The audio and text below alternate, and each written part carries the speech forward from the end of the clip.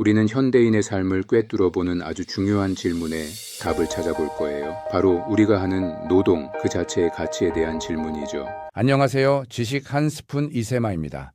오늘은 데니스 뇌르마르크와 아네르스 포그 엔센의 책과 함께 우리가 왜 이렇게 바쁘면서도 공허함을 느끼는지, 그리고 이 가짜 노동의 굴레에서 벗어나려면 무엇을 고민해야 할지 파헤쳐 보려고 합니다. 특히 노동시간에 대한 관념 버리기에 초점을 맞춰 이야기해 볼게요.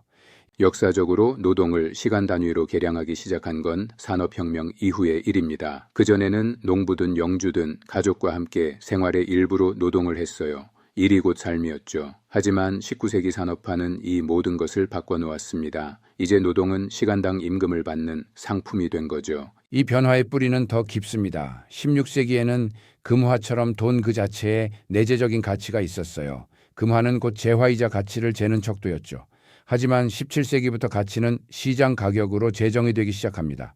중농주의자들은 땅에서, 공리주의자들은 시장에서의 실용적인 교환에서 가치를 찾았어요.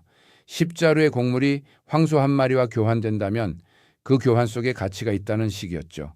그러다 18세기 말 애덤 스미스가 등장합니다. 그는 노동을 가치의 원천으로 봤어요. 사람들이 필요에 의해 쓰는 사용가치와 상품에 투입된 노동량의 기반을 둔 교환가치를 구분했죠. 여기서 중요한 건 스미스가 노동을 교환가치의 척도로 삼았다는 겁니다. 인간의 시간은 유한하고 그 유한한 시간을 노동에 투여할 때 비로소 가치가 생긴다고 본 거죠. 이 사고방식은 오늘날까지 이어지고 있습니다. 목수나 컨설턴트가 일할 때 결과물의 품질보다는 투입한 노동시간에 따라 보수를 받죠. 바로 여기서 문제가 발생합니다. 효율성으로 인해 작업시간이 줄어들면 그 생산물의 가치가 낮아진다고 생각하게 되는 거예요. 왜냐고요? 애덤 스미스가 노동시간이 곧 가치라고 가르쳤으니까요. 예를 들어 강사가 같은 주제로 강연을 반복할 때 고객은 전에 했던 거라 준비 시간이 적게 드니 싸게 해달라고 요구합니다. 강연의 품질은 반복할수록 좋아질 텐데도 말이죠. 생산물의 가치보다는 시간에 대한 대가라는 관념이 우리 안에 너무나 깊숙이 박혀 있는 겁니다. 그 결과 일이 실제보다 오래 걸린다고 말해야 더 유리해지는 기이한 상황이 벌어지게 됩니다. 그런데 2007년 스위스 경영 컨설턴트들이 놀라운 사실을 발견합니다. 많은 직장인이 지루함으로 고통받고 있다는 거예요. 이른바 보어아웃 증후군. 독일인의 39%, 벨기에인의 33% 등 유럽인 평균 3분의 1이 하루를 채울 만큼의 충분한 일이 없다고 합니다. 공공부문이든 민간부문이든 마찬가지죠. 왜 이런 일이 일어날까요? 노동자 보호법 때문에 인격 인력을 해고하기 어렵고 실속 없는 직업들이 가짜 노동으로 채워지면서 근무 시간이 계속 늘어나기 때문입니다. 그리고 아무것도 하지 않는 것이 왜 그렇게 괴로운지 아세요? 아무에게도 말할 수 없기 때문입니다. 축복받았다고 생각해야 하는데 그렇지 않죠. 이 지루함은 결국 실존적인 고통에서 수치심으로 변모합니다. 쓸모 없어지면서도 돈을 받는다는 사실이 자기 혐오와 수치감으로 이어지는 겁니다. 그럼 사람들은 이 지루함을 어떻게 해결할까요?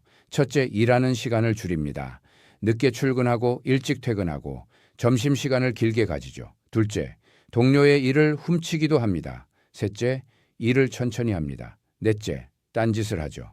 뉴스나 책을 읽고 온라인 채팅을 하거나 책상을 꾸미면서 시간을 보냅니다. 하지만 이 모든 허위 활동은 수치심을 덜어주지 못하고 결국 고립감을 느끼게 합니다.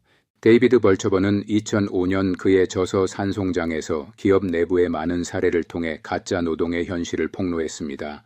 민간 부문은 효율적이라는 평판과 달리 실제로는 그렇지 않다는 거죠.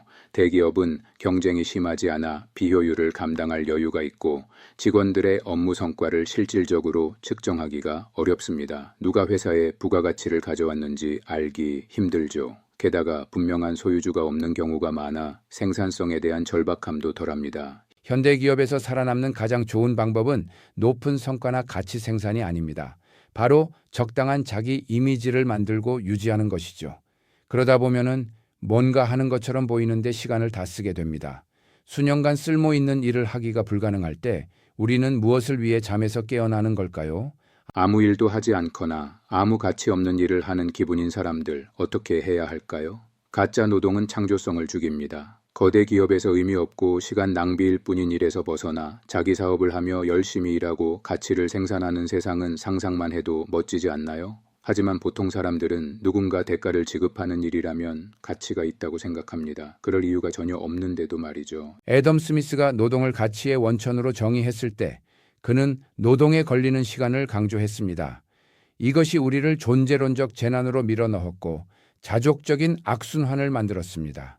우리 중 누구도 영원히 살 수 없습니다. 하지만 우리는 뭔가 의미 있는 일을 하며 사랑하는 사람들과 시간을 보내는 대신 환하게 불 켜진 사무실에 앉아 아무 일도 하지 않으며 죽음의 신을 기다리는 경우가 많습니다. 우리는 이 금기를 깨야 합니다. 당당하게 가짜 노동의 카드를 버리고 싶다면 비판받을 각오를 해야 합니다. 결국 인생은 한 번뿐이고 시간은 제한되어 있습니다. 우리는 시간의 가치를 알기에 타인을 위해 시간을 희생한 이들에게 보상을 주기로 합의해왔습니다. 하지만 이제는 시간당 임금이라는 유일한 척도에서 벗어나 노동의 품질을 개량하는 새로운 방법을 찾아야 할 때입니다. 오늘 이 이야기를 통해 우리가 무엇을 위해 일하고 있는지 그리고 그 노동이 진정으로 가치 있는 것인지 다시 한번 생각해보는 계기가 되었으면 좋겠습니다. 가짜 노동의 굴레에서 벗어나 진정으로 의미 있는 삶을 살기 위한 여러분의 고민을 응원합니다. 다음에도 흥미로운 지식 한 스푼과 함께 돌아올게요. 시청해주셔서 감사합니다.